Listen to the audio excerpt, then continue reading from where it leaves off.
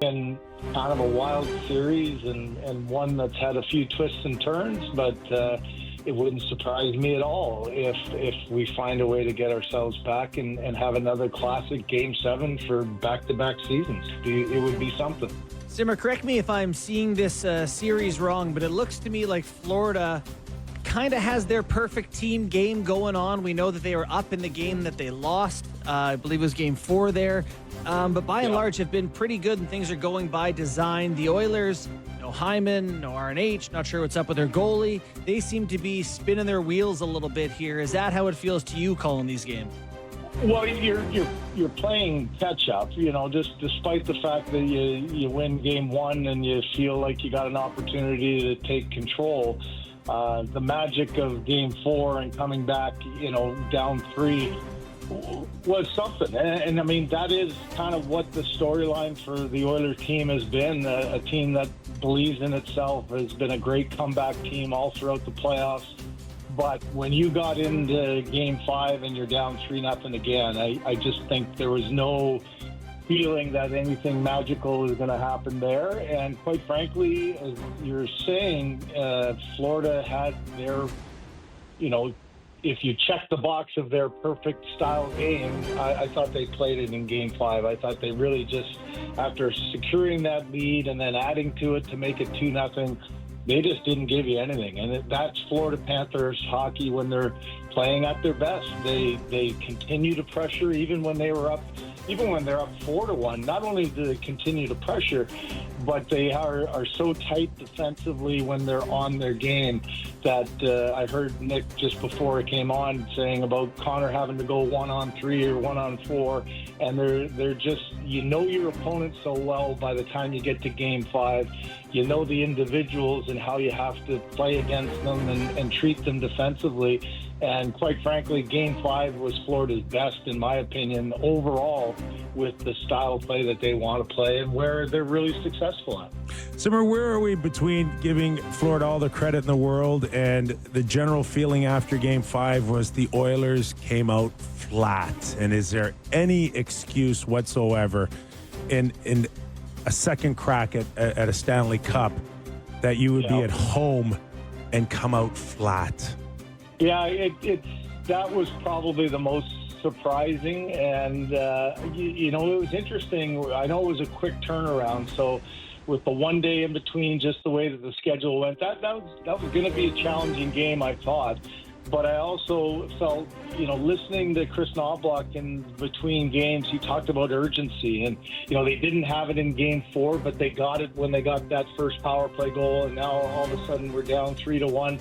The urgency kicked in. And you see a difference, well, in any team, but when you've got the top guys and then the complementary guys feed off the energy of the top guys, that urgency was there. It was there in Game 4. It was a task to win that game, and it was shocking. I mean, he even said we have to come out in Game 5 with that same urgency, and Nick, I agree with you.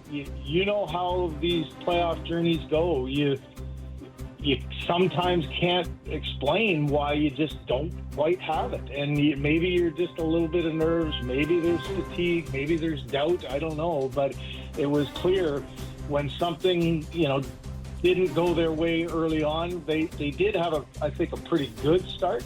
But that face-off goal from center ice just changed everything. And it went to Florida's leg. It took Edmonton's out. I don't think they had a shot in the last 11 minutes of period 1 in Game 5. And it's kind of unexplainable. And, those are the things that as a team you have to try to dig in and address and find out, what do we need to do differently? How do we need to think differently going into this Game 6 to change that? But, wow, you talk about opportunity missed. It was the opportunity that they were really waiting for with that home ice advantage to take control of Game 5, and quite frankly, Florida just took it away from them. The face-off goal, the Marchand off the face-off, obviously put goals in, gets a lot of heat for just a slow reaction off. But then there's Ekholm, who's on his off side. Was that a bigger factor than we were making it out to be, or is that just the second guy that got caught flat-footed or changing feet at the wrong time? Yeah, it compounds the problem, right? Like you make one mistake, and then the second layer makes a second mistake. That's what can happen. Good players, and listen, Brad made a great move. He did everything that you expect a great player to take advantage of those two little mistakes, and they are like it. Both face-off goals are just devastating goals. Center ice. I said on the broadcast, when you drop, rarely do you drop the puck at center ice, right? You do it at the start of the game after a goal. And start of the game, guys are into it and they're focused, and maybe the attention to detail is because you're ready to get started. And so you don't maybe have a lapse like that if you're a veteran guy. Podkolzin, and it was just, this is a face-off, and I'm not worried about a guy jumping by me like it would be in the defensive zone. And that little lapse, a veteran guy who's having a hell of a series took advantage of it. And I do think being on his offside hurt Ekholm a little bit. I also think Ekholm's played 6 games since, basically being ruled out of coming back at all. And 3 of those in overtime. All of a sudden, he's playing over 25 minutes. And, Nick, when you come back from injury, I've lived it too. You can get by on adrenaline for like the first maybe 2 games, maybe 3. You get 2 weeks into that, and you're playing in the Stanley Cup final, and you've had 3 long overtimes.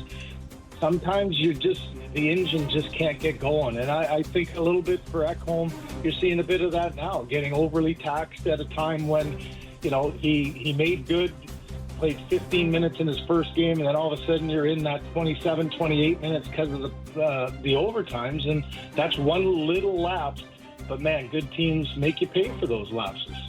So we're talking about that goal off the face-off on Podkolzin, maybe on Ekholm, but like Marchand, my God, Simmer, like that cut to the inside, the trapping of the stick of Ekholm before. I thought he was slow, right? Yeah, wasn't he supposed to be slow? He's been unbelievable. I mean, that one is so good. Obviously, the other one, 2 just beautiful goals. So we see players in the playoffs at random times have great series who aren't necessarily great players. I don't know, Ville Leno, Fernando Pisani, whoever you want to chalk that up to. Is this still Marchand's level? Do you believe this is sustainable? Like he's still an elite offensive force at his age? Well, I can guarantee you that he can't play that way for 82 regular season games. Right. Like you get to 38 next year and you're going, I can't do it. I said on the broadcast, I think after his second goal, and I agree with you, Justin, like the skill of protecting the puck without having the puck on your stick is really an exceptional talent. And that was just beautiful, putting it to an area, slapping